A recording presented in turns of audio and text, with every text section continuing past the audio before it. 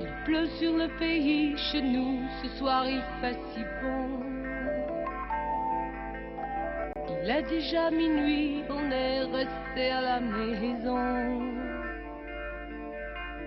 On fait des projets de vacances, l'enfant est toujours endormi.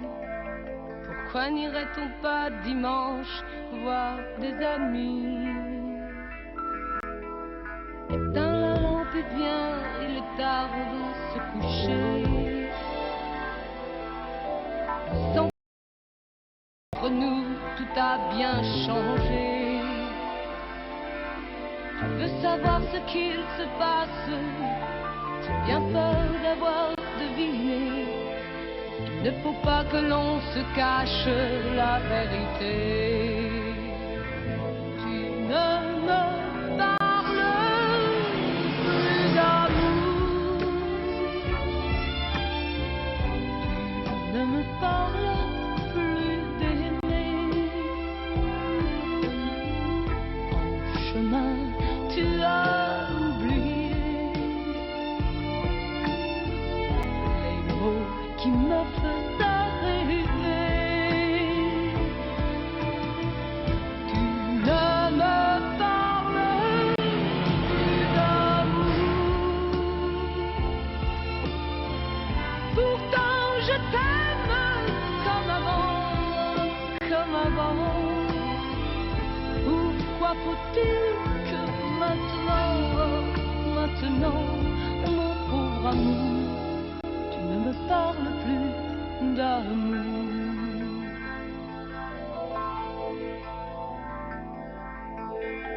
Les hommes ont essayé souvent de te voler ta place. J'ai toujours résisté, mais si un jour mon cœur se casse, ne cherche pas qui la faute, ni toi ni moi n'avons menti. On a trop vécu côte à côte, tu crois avoir tout dit. Tu ne me parles plus d'amour, tu ne me parles plus d'aimer. En chemin, tu as oublié les mots qui me faisaient rêver. Tu ne me parles.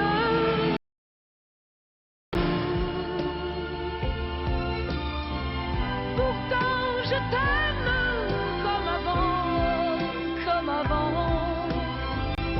Pourquoi faut-il que maintenant, mon pauvre amour, tu ne me parles plus d'amour?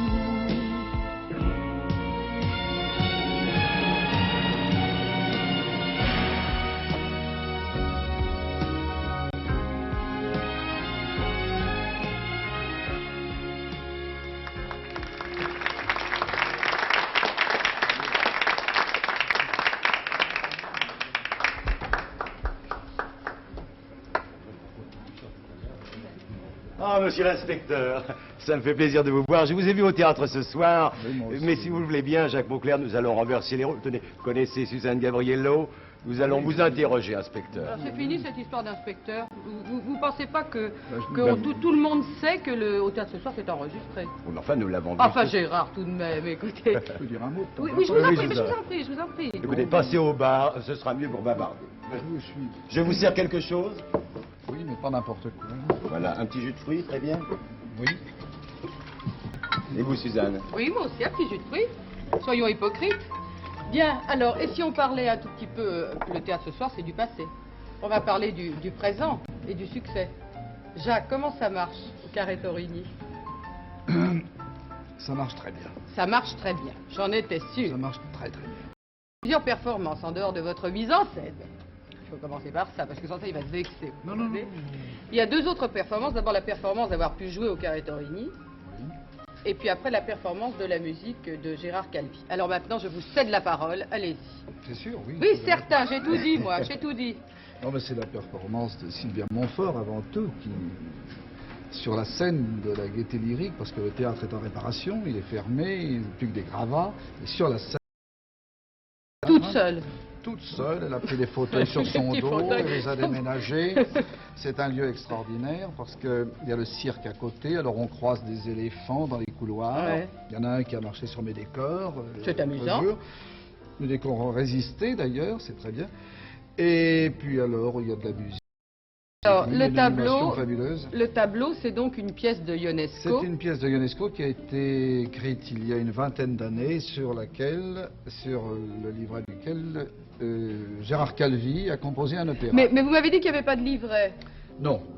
En réalité, il a pris la pièce et il a composé sa musique en suivant le texte, mot C'est à mot, sans rien extraordinaire. changer. C'est une Oui, c'est une performance Oui. de compositeur extraordinaire. Et alors la Enfin, réaction. Gérard Calvi était près de Rome tout de même avant d'être. Non, mais ça Ah, veut oui, rien oui. dire, c'est quand même pas facile à faire, même quand on est près de On ne Rome. sait pas assez, on sera heureux de découvrir un compositeur Ah oui, qui, mais il qui est est- autre chose que le compositeur des Branquignoles. Oui, alors le tableau, c'est le titre de la pièce. C'est le titre de la pièce, c'est une espèce de guignolade sur un sujet sérieux, comme toujours, mais traité en grosse farce par Ionesco. Oui, et c'est quelqu'un qui est à la C'est le recherche. thème de la quête de la beauté, de la métamorphose. Ça se passe de nos jours. Ça se passe de nos jours, c'est intemporel. Comment a réagi Ionesco quand il a entendu la musique? Eh bien, je crois que Parce qu'il est pas facile, Ionesco n'a pas facile. encore entendu la musique. Ah, il a pas. Ah, Non, il est à la campagne, mais il va... mais il n'est pas venu aux répétitions, Ah du non, tout, non, il il vient s'en est jamais. pas mêlé. Il ne vient pas souvent en répétition, il est mieux avoir la surprise. Ah bon, et alors quand la surprise n'est pas bonne, ce qui n'est pas le cas. Ah ben c'est un homme d'une parfaite élégance. Non, puis la surprise sera bonne. De toute façon, pas de la problème. surprise sera bonne, mais en admettant. Non, ça ne peut pas se produire. Ça ne peut pas se produire. Absolument pas. Les acteurs, ce sont des chanteurs. Et oui, les acteurs sont des chanteurs et les chanteurs sont des acteurs. Qui? Oh, ben, les célébrités de l'art lyrique, il y a Michel Roux, Oui. Maria Murano, Hum. Maria Murano, Brigitte Mars et Jean-Luc Tardieu. C'est un quatuor vocal extraordinaire. Donc dans cet opéra bouffe que vous avez mis en scène au Carré Torigny, on ne le répète jamais assez. Un décor de Sorel, Un décor. qui est une jeune décoratrice pleine de talent et d'avenir. C'est curieux que Sorel soit avec C'est quelqu'un pas de jeune. Cécile C'est pas, Sorel, c'est non, pas non, pareil. non, c'est autre chose. Elisabeth C'est Sorel. autre chose. Bon, Jacques, une question, une indiscrétion, ça ne sortira pas d'ici. Vous savez comment nous sommes dans ce métier. Ouais, bon, Est-ce que la pièce est meilleure avec ou sans musique? Elle est encore meilleure. Vous êtes vraiment adroit. Bon, alors là, je peux rien rajouter. Rien. Rien. Jean-Pierre Dorian, vous nous surprendrez toujours. Parce Oh, qu'enfin, voilà une idée. qui aurait cru qu'un chroniqueur comme vous, spirituel, féroce, Non, je ne suis pas. du vitriol dans un gant de velours, vous aurait donné un livre sur l'au-delà. Oui, eh Alors bien, déjà, quand on lit le titre, Mais- qui est là, on a un petit frisson. Oui, mais parce que la chronique, être chroniqueur n'exclut pas le fait de s'intéresser même à des choses sérieuses. Bien sûr. Alors après le titre, il y a En direct avec l'invisible. On est tout de suite dans l'ambiance. Oui, oui. Et puis alors on tourne la page. Hum. Et là, on retrouve Jean-Pierre Dorian, cette fameuse page que les auteurs affectionnent, déjà parue du même auteur. Et là, vous dites cette déclaration. Plutôt que les ouvrages que j'ai écrits, je préfère citer ceux que j'aurais aimé écrire. Hum. Et vous citez en toute C'est vrai, modestie d'ailleurs, c'est vrai. les maximes de La Rochefoucauld, Hum. les pensées de Pascal, Hum. Candide de Voltaire, etc. Etc. Pour terminer, par l'horaire des chemins de fer. Ça, c'est tout Jean-Pierre Dorian. Oui, mais vous savez pourquoi par l'heure des chemins de fer? Pourquoi? Non. Mais c'est écrit là. Ah bon, bah alors dites-le nous. Mais pour certains noms de villes qui font rêver, comme Marrakech, Samarcande, Zagora, Oui, parce que vous êtes aussi un poète. etc., etc. Alors là, vous vous êtes fait le poète de l'invisible. Vous êtes allé voir des gens, très Oui, bien, comme oui. Paco Rabanne, Villalonga, Oui. Maître Maurice Reims, Mhm. Aldo Coccilini, Oui. et vous leur avez demandé quelles étaient leurs rencontres avec l'au-delà, Quelles étaient leurs expériences? leurs expériences. Oui, ils m'ont fait des confidences très impressionnantes. C'est vrai, Voilà. c'est vrai. Je dois Mais- dire que j'ai lu ce livre le soir et après j'ai eu du mal à m'endormir. C'est vrai? Oui. À ce point-là? À ce point-là. Ah.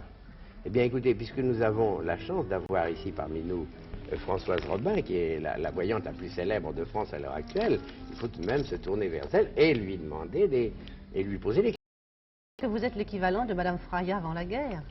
Oui, On le dit, différemment, en on tout le cas. dit. Comment devient-on voyante, Françoise Robin? On ne le devient pas, c'est un don que l'on possède et Oui, qui s'améliore par la pratique. oui. Racontez-nous vos débuts. J'ai eu des flashs très jeunes, j'avais 9 ans. Concernant, j'étais très triste d'ailleurs comme histoire, un homme qui avait disparu, j'ai dit on ne le retrouvera plus, il est mort. Oui. Et on l'a retrouvé le lendemain, il s'était suicidé. Oui, ça. Après, à 16 ans, j'ai eu d'autres flashs. Et un jour, je suis venue à Paris et là, j'ai rencontré un psychanalyste qui s'intéressait beaucoup à ce Médecin? phénomène. Un médecin psychanalyste, oui, et qui m'a formée avec une certaine base scientifique. Je sais que vous êtes une voyante moderne, en ce sens que vous bannissez tout l'arsenal ancien des hiboux, des chats noirs, des boules de cristal, enfin, c'est plutôt un climat confidentiel que vous créez. Voilà. Parce que les personnes qui viennent chez moi viennent beaucoup surtout pour se confier, pour parler, pour Vous êtes en forme tous les jours? Ça dépend des jours, Ça dépend, plus ou moins. ça dépend peut-être Vous aussi du permettez que je client. pose Oui, une oui, ça question dépend de la à- personne. Oui. à Françoise Robin.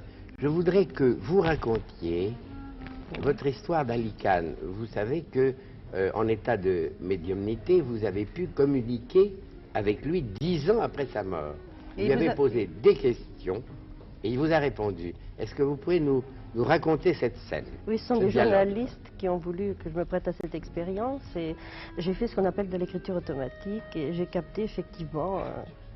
J'ai lu dans le livre, parce que mon Dieu, pourquoi ne pas le dire, que Alicane avait prévu les barricades de mai 68. Voilà, c'est cela, les événements de 68. Je vous remercie, Françoise Robin, et je vous remercie, Jean-Pierre Dorian, parce qu'avec de l'impressionnant, de l'insolite et puis de l'humour, vous nous avez donné un livre très parisien. Ben, vous êtes très gentil, je vous remercie mille fois. Mon cher Georges Rabert, vous êtes l'homme, le nom le plus connu des amateurs de théâtre de la francophonie. Et puis voilà que maintenant on va mettre un visage sur votre nom. Parce que vous êtes l'organisateur des tournées des grands spectacles de Paris qui s'en vont en France, en Belgique, éventuellement en Afrique du Nord et En Suisse. bien sûr. Alors j'ai revu votre programme de cette année, ce qui est très inquiétant pour les Parisiens, parce que j'ai le sentiment que tous les acteurs qui comptent sont absents. Nous en tenons un, mais vous allez nous le prendre. Alors, qu'est-ce qui Non, se tout passe de même pas. Eh bien, vous savez, les succès à Paris partent à la suite de leurs succès parisiens en province et à l'étranger. Mais dans les pièces que nous emmenons cette année, il y en a 2 qui vont être représentées au Théâtre Saint-Georges, Croque-Monsieur, et à la Comédie des Champs-Élysées et le récital des Frères Jacques. Jusqu'à la fin de cette saison, nous ne partons qu'en janvier. C'est ça, vous leur accordez un certain délai. Voilà, voilà, voilà. Et puis en dehors de ça, il y a des pièces que vous montez vous-même, si je comprends bien, Oui, en dehors des enfin, de 2 celles que pièces vous célèbres, empruntez. 2 pièces célèbres, Knock de Jules Romain et Bichon de Jean de Létraz, qui n'ont pas été représentées ni l'une ni l'autre depuis longtemps. Et nous allons les donner dans Ça, notre circuit. il faut trouver des successeurs à Victor Boucher. Et bien voilà, mais je crois justement Ouais, que Robert ouais, Lamoureux, c'est une idée assez une bonne exceptionnelle, idée. parce que jusqu'à présent, quand on parlait de reprendre Knock, on vous répondait « Ah oui, ce ne sera pas Jouvet », et quand on dit « Oui, mais ça ne sera pas Jouvet », maintenant quand on dit Lamoureux, on dit « Ah bah oui, évidemment, ce sera différent ». Je crois qu'il fallait une personnalité très forte, effectivement, pour incarner, après une personnalité aussi forte que Jouvet, dans un style tout à fait différent, le personnage de Jules Romain. En tout cas, Madame Jules Romain était ravie de cette idée, nous a confié que Jules Romain, avant sa mort, avait très envie d'avoir Robert Lamoureux comme interprète de Knock. Alors il faut maintenant donner un peu de statistiques, parce que Voilà. faut savoir ce Et Jean, c'est que ça Darry tente Cole haut. pour Bichon, c'est la même chose, Qu'est-ce c'est qui- aussi difficile de succéder Bien à Victor sûr. Boucher. Qu'est-ce qui va se passer? Alors combien de villes vous faites, combien de spectacles vous avez et combien de représentations dans l'année? Eh avec bien, tout ça? il y a 10 spectacles que nous montons chaque saison. Chacun fait entre 80 et 100 représentations, ce qui fait que nous donnons une moyenne de 900 représentations par saison. Vous faites combien de kilomètres? Eh bien, pour chaque tournée, il y a 15 000 kilomètres à peu près, en dehors des circuits lointains où nous allons en avion, mais enfin sur la France, Suisse, Belgique, Luxembourg, Pays-Bas, nous faisons à peu près 15 à 18 000 kilomètres selon les itinéraires, mais il y a entre 2 et 3 véhicules, donc ça fait entre 30 et 45 000 kilomètres, multiplié par 10, ça fait à peu près 400 kilomètres dans l'année. 400 000 kilomètres Voilà dans comment l'année. il faut Évidemment, ça commence à compter être pas pour la mal. culture. Et nous avons la chance de ne pratiquement avoir jamais d'accident de voiture. Je touche du bois rond, Claude malgré Rich- tous ces kilométrages. Claude Rich nous apprenait tout à l'heure qu'il allait faire un certain nombre de kilomètres en voiture, parce que lui, il part pour jouer le zouave, qui est sa pièce. Il ne part pas à pied, ce qui est tout de même... Non. Ah oui, ce serait difficile. Oui, je pars en voiture avec un chauffeur que nous n'avons pas trouvé encore. On va avoir des propositions. On va des propositions, j'espère. C'est quelque chose. Vous aviez réécrit la pièce, Vous savez, c'est l'avantage d'être l'acteur et l'auteur. Alors, puisque je suis un perfectionniste, alors je retravaille toujours, de toute façon. Même dans Adrien 7, que nous avons joué beaucoup de fois, chaque fois je retravaillais. Oui, mais là, vous avez plus de facilité pour la... Là, je peux, l'auteur n'est pas là pour m'ennuyer. Écoutez, je souhaite à l'auteur et aux comédiens de revenir ensuite à Paris, du côté du pont de l'Alma, pour jouer le zouave. Eh bien... Oui, mais de toute façon, même si la haute couture est un domaine dont vous voulez parler d'une façon sociale, Pierre Cardin, tout de même, vos deux noms, quand on entend Pierre Cardin et Carven, ce sont deux noms qui évoquent le luxe et la beauté. Qu'est-ce que vous pensez de la haute couture? Enfin, c'est un luxe qui est utilitaire. Je crois qu'il faut voir non seulement une robe portée sur un mannequin, ce qui est toujours très joli à voir, et surtout oui. les jeunes filles sont jolies, mais c'est tout le développement social depuis celui qui élève le mouton, c'est-à-dire qu'il y a un berger, et puis le berger jusqu'au puce, on achète la robe qui est soldée. C'est tout un développement de millions de personnes et d'individus qui travaillent sous l'impulsion d'une image, d'un dessin, d'un coup de crayon qui a l'air d'employer une facilité d'un métier, alors que finalement ce sont les mathématiciens qui également dessinent des machines, qui dessinent des machines à coudre, qui inventent des éléments merveilleux pour pouvoir finalement faire une moustine ou faire une imprimerie. Je crois que c'est là le thème important de la haute couture, en tout cas de la création. C'est pas de voir une robe pour une circonstance, pour une jolie fille, pour un mariage, ou pour plaire, ou pour aimer, car finalement on se part, c'est certain, pour se plaire. Je crois que c'est là où et en tout cas peut-être même au point de vue social, dans le sens, disons, respect de soi-même, je crois qu'il y a les deux moyens. Pardon, vous êtes d'accord? Moi, je suis absolument d'accord. Combien faut-il de personnes, somme toute, pour une robe? C'est un métier, justement, on ne sait jamais combien il faut de personnes pour faire une robe. En tout cas, beaucoup. C'est un métier dans lequel il faut recommencer chaque 3 mois presque, parce qu'avec les collections, les grandes collections et les collections de prêt-à-porter, tous les 3 mois, nous devons recommencer à travailler. Enfin, on n'arrête pas, vous voulez dire. En ce qui me concerne, je trouve qu'il n'y a pas d'arrêt. Il y a premièrement la vente, et puis on recommence. Je crois que c'est un métier comme un autre, qui demande surtout beaucoup de passion, comme dans tous les métiers, quand on veut les faire bien. Il faut toujours recommencer presque à zéro chaque fois. Oui, puisque la mode, c'est des modes, donc il faut la refaire. Il faut la remodeler, si j'ose dire. Heureusement, c'est ce qui donne l'intérêt à notre métier, sinon... je crois que je ferais un tout autre métier si je savais qu'un modèle réalisé se vendait jusqu'à l'infini, ça n'aurait plus d'intérêt. Moi, je vous trouve bien sérieux tous les deux et fort intéressant. Mais je voudrais vous demander la permission à la femme frivole que je suis, je voudrais vous demander de regarder quelques robes quand même. C'est pas défendu. C'est pas défendu. Alors, comme c'est encore pour quelque temps l'année de la femme, je pense que nous allons commencer par un modèle de chez vous, Madame Carven. Très chaud pour l'hiver. Un modèle douillet pour l'hiver. Voilà, ça s'appelle comment? C'est Diane. C'est Diane. Une robe un peu folklorique. C'est un peu russe, hein? Tout à fait. Forcément. C'est très joli. Sylvie dit que c'est très joli. Voilà. Ça, c'est donc un modèle pour la journée. Et vous, Pierre Cardin? Bien, c'est un modèle de jour. Il est évidemment stylisé. Un point à l'envers, un point à l'endroit. Voilà, c'est une robe qui est très entravée, mais finalement, la démarche est possible. Oui, parce que on a l'impression qu'on ne marche pas, donc c'est très facile. C'est très très beau. Ça, c'est pour la journée. Je trouve que l'automne est douillet. Et après, ce sont les belles toilettes habillées, je pense. Pierre Cardin, ça vient de chez vous. Oui, c'est une robe, une civilisation d'une robe drapée. Je crois qu'elle, c'est ni l'Antiquité ni l'Inde, mais voilà, elle est vue à travers les yeux d'un homme qui vit en 1975. C'est superbe. Permettez-moi de vous le dire, c'est absolument superbe. Et alors, nous allons arriver à votre grande spécialité, chère madame, la robe de mariée. Une robe de mariée russe. Bien entendu. Bien entendu. Nous continuons dans le social. Et voilà. Depuis que notre ami Pierre Cardin a ouvert une boutique pour cadeaux de mariage, toutes mes jolies mariées vont faire des folies dans cette merveilleuse boutique. Vous avez fait ça, Pierre Cardin? Oui, c'est un magasin qui vient d'ouvrir et on trouve tous les cadeaux pour les listes de mariage, pour tout ce qui est la joie de la vie. Du monde entier aussi. Oui, on trouve tout objet, meuble, cadeau. Eh bien là aussi, vous allez faire travailler beaucoup de monde. Comme avec la couture. Alors, somme toute, ce qu'on peut dire, c'est qu'à l'heure actuelle, porter une robe de mariée chez Carven pour se marier et acheter des cadeaux chez Pierre Cardin, ce n'est pas un luxe, c'est une bonne action. Ce n'est pas parce que vous avez été 2 fois ambassadeur en Allemagne, François Seydoux, que vous avez intitulé votre livre « Mémoires d'outre-Rhin ». Mais c'est aussi, me semble-t-il, parce que l'Allemagne a toujours été mêlée intimement à votre vie, et cela depuis le début. C'est exact, puisque je suis né à Berlin, et que comme Kennedy, mais avec des conséquences évidemment moins sérieuses, je pouvais dire « je suis un Berlinois ».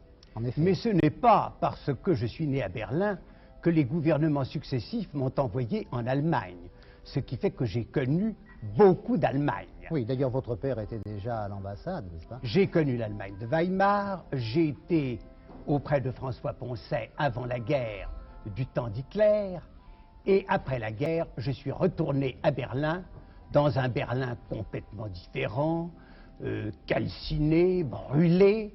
Entre-temps, il y avait eu la guerre, et mon désespoir de voir comment les choses avaient tourné était d'autant plus vif que j'avais été très jeune auprès d'Aristide Briand et que j'avais assisté aux premiers efforts de la France et de l'Allemagne pour se rapprocher l'une de l'autre. Oui, alors quand je dis que vous avez bien connu l'Allemagne, il faut dire plutôt les Allemagnes, car vous en avez connu plusieurs.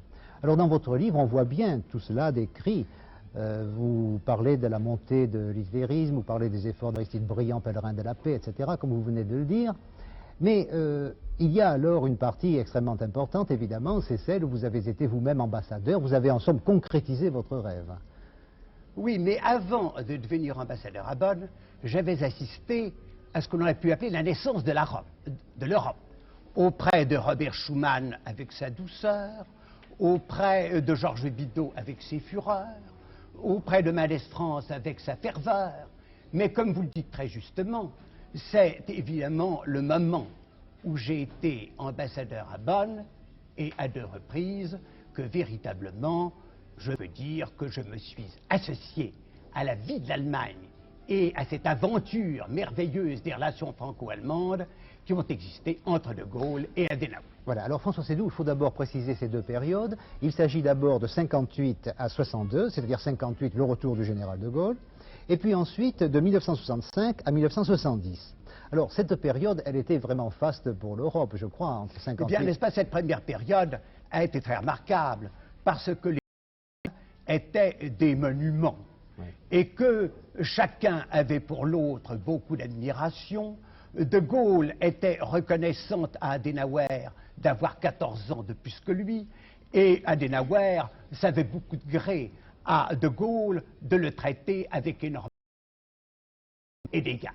Mais surtout, ils avaient le sentiment très fort qu'ils incarnaient l'un la France et l'autre l'Allemagne.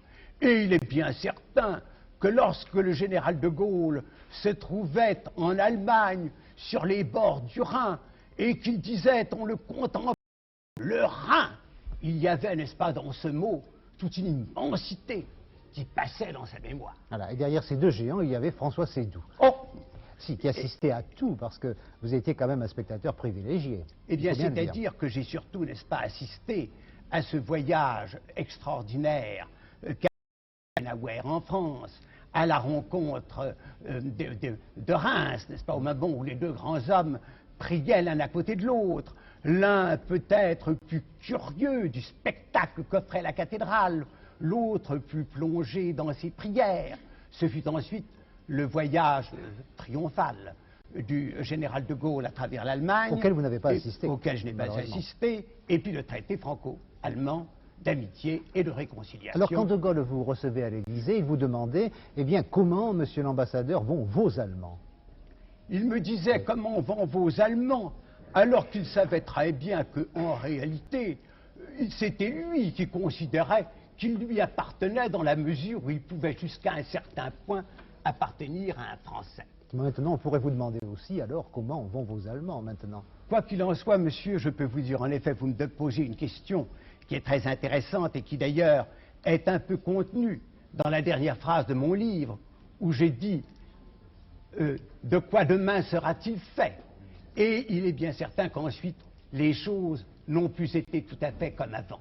Et si j'ai voulu terminer sur ce moment de 1962, c'est que ce fut en réalité une apothéose. Oui, en effet, vous ne parlez pas du tout de votre seconde ambassade. On le regrette un peu, mais enfin, peut-être que vous donnerez une suite.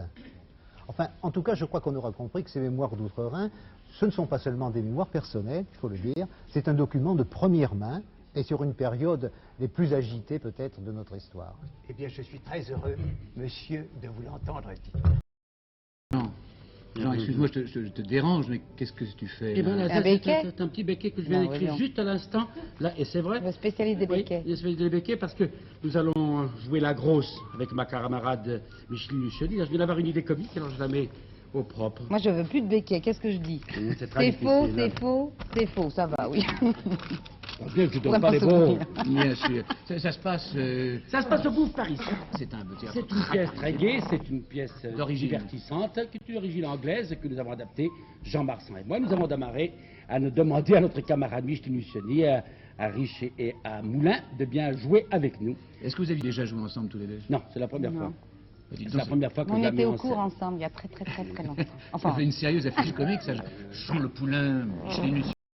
Alors, la plus grande difficulté pour Micheline, il faut bien le dire, c'est qu'elle doit être énorme, n'est pas? C'est une pièce comique, alors la dame est vraiment... 90 kilos, je fais. J'aimerais bien d'ailleurs voir la tête de M. Pierre Cardin, s'il devait l'habiller, quelle robe il pourrait lui faire. Tu pourrais lui demander tout à l'heure, hein, ce sera amusant. Elle J'ai souffre tous les hommes énormément. à mes pieds. Alors c'est la grosse qui tombe les hommes.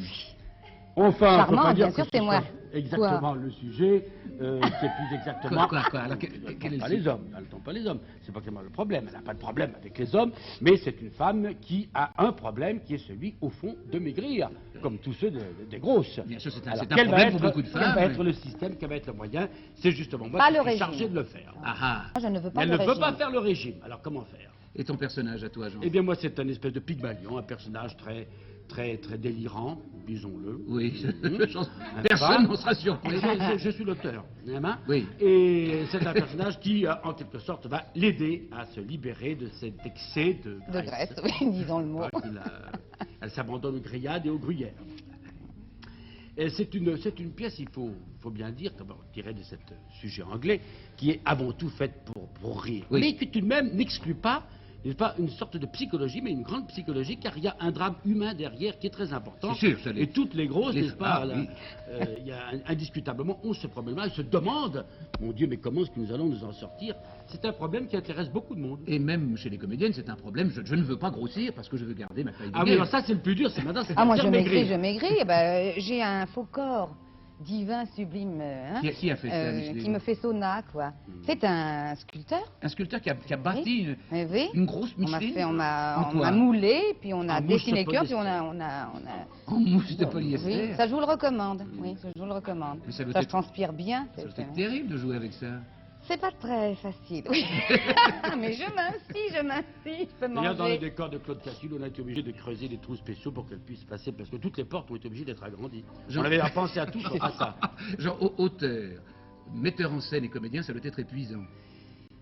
Mon Dieu, Oui, je dois allez, dire que disons-le. ce n'est pas la joie tous les jours, parce que quand on est en train de jouer une scène et que tout d'un coup vous levez les yeux dans un grand mouvement de douleur, vous voyez qu'il y a 3 projecteurs qui sont allumés, c'est terminé, n'est-ce pas, on commence. Bon, eh bien Jean, nous y serons très bientôt et je voudrais donner un truc pour se souvenir de la pièce et du théâtre. La grosse au bouffe. Parisien. Merci, vous aurez le temps d'aller voir la grosse. Ah, certainement, d'après ce que j'en ai entendu. J'ai 30 ans. Oui. Mais vous savez que maintenant, vous avez le temps, parce que la rentrée des classes a dû vous libérer de vos travaux. Et d'ailleurs, de toute façon, vous avez maintenant le temps de travailler. Et je veux dire que depuis que je vous connais, je ne vous ai jamais vu autrement qu'en train de travailler. Ah. Travailler de partout, de toute façon, c'est absolument Oui, oui, j'ai dément. des étiquettes comme ça. Je suis courageuse, travailleuse et je fais des progrès. Mais c'est pas un défaut, vous savez. Ah, non, mais enfin, on étiquette les gens. Moi, c'est Oui. c'est ma fiche. Mais faire des progrès, c'est pas un mal, d'une part. Et puis d'autre part, il y a bien longtemps que vous avez atteint tout de même un top. Vous n'êtes pas Oui, très non, mais peut-être. enfin, Vous c'est cherchez à faire des toujours progrès comme ça. ou... Non, non, mais c'est ce qu'on dit de moi, toujours. C'est amusant. Non, mais pour travailler, évidemment, je travaille, sinon je ne fais pas ce que je fais, je veux dire. C'est-à-dire que vous avez tellement travaillé qu'on pense que c'est absolument insensé. Non, pas vous tellement avez appris, travaillé. Vous avez appris à chanter, vous avez appris à danser, vous avez appris à bouger, vous avez appris à mener une revue. Personne en France n'est meneuse de revue actuellement. Il y a vous. C'est-à-dire que moi, c'est une forme de spectacle qui me passionne et c'est la seule forme de spectacle qui me tient à cœur. Tiens, Alors ça- évidemment, ça tient à je cœur m'y des- donne et puis je le fais comme j'ai envie de le faire. C'est ça. Mais alors, vous allez justement... Et heureusement, j'ai la possibilité de le faire comme j'ai envie de le Et faire. vous allez le faire au Palais des Congrès avec la collaboration, disons, de Alain-Philippe Palagnac, qui est à côté de vous, et qui est là en tant qu'homme d'affaires ou en tant qu'artiste. Les deux à la fois. Les deux. Expliquez-nous cela, parce que la formule va être tout à fait nouvelle pour la formule de la revue. Non, pas nouvelle, peut-être traditionnelle. On revient peut-être aux vraies sources du spectacle, qui est le contact avec le public et sur une grande scène. C'est une avec suite des de décors. sketchs. Oui, c'est-à-dire que la scène est immense au Palais des Congrès. Elle ressemble à tous ces théâtres japonais oui. où je vais régulièrement chaque année. Et là, on a vraiment la place de bouger. On va pouvoir faire des choses qu'on ne peut pas se permettre dans un théâtre où C'est un les grand scènes sont plus spectacle. petites. Un Oui. grand spectacle. Vous êtes nombreux. Oui, on est 16 danseurs. Vous êtes là à tous les tableaux. Pratiquement. Vous allez pendant 2 heures, vous allez tenir la scène avec un rythme ascendant. C'est ce qu'on cherche à faire. Permettez-moi de vous tirer mon chapeau et vous allez nous chanter une des chansons de cette revue qui s'appelle, si je ne m'abuse, La drôle de fin. C'est ça.